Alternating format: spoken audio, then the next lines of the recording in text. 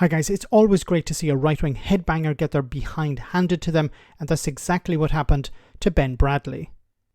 Now he's the chairman of the strangely named Blue Collar Conservatives, another one of these groups that pretend to care about the working class. Anyway, he was on the Politics Live show where he attacked the leader of the Labour Party for pushing back on the so-called Tory culture war. Uncharacteristically, the host Jo Coburn put Ben back in his box by reading back his own comments on the culture war. Have a listen to this. Listen to what Keir Starmer said. Instead of working with the National Trust, so more people can learn about and celebrate the culture and our history. They've managed to demean their work.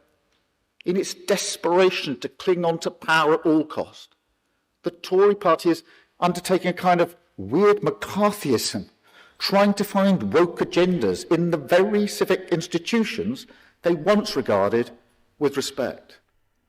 Some of the sound quality there. Does he mean you, Ben, when he's talking about the weird McCarthyism, trying to find woke agendas in the very civic institutions they once regarded with respect? Load of vacuous nonsense, to be honest. The idea, and particularly because on a weekend where the Chancellor is talking about the economy and the headroom he's got to be able to support people and cut taxes, he's the one talking about the woke agenda. Nobody else was talking about it. Yeah. I do think that it speaks to a cultural challenge for Labour, actually, that when we've been discussing really important issues today, he's got no answers to those. He's got a rhetoric around things he thinks he can win on with a certain groups of people. But Ben, you've been on this programme many times talking about exactly these issues. I mean, in November 2020, following a report on the connections between colonialism and properties now in the care of the National Trust, including links with historic slavery, you were among the signatories of a letter to the Telegraph accusing the National Trust of being coloured by cultural Marxist dogma, colloquially known as the woke agenda.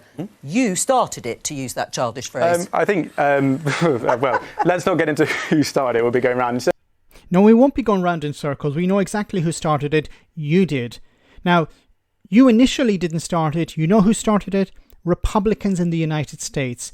And unfortunately, this is the Tories copying and pasting Republican tactics in order to divide the voters and convince people that they are the ones who will defend democracy, defend British culture or whatever.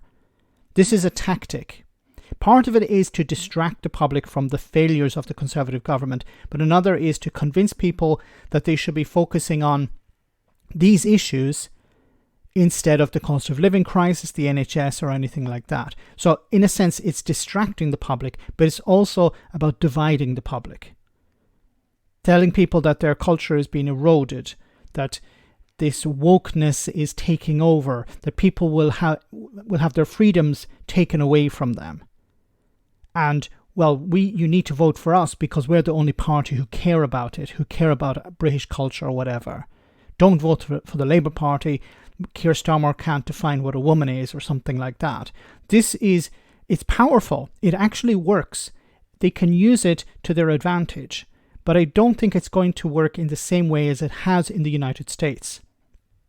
Because the driving force behind this election is, of course, the cost of living crisis. And the Tories are not confronting it and not talking about it. So I think it's important for Keir Starmer and the Labour Party to mention what the Tories are trying to do, but not focus on that. They need to focus on the real bread and butter issues. The NHS, cost of living, crumbling schools, crumbling infrastructure.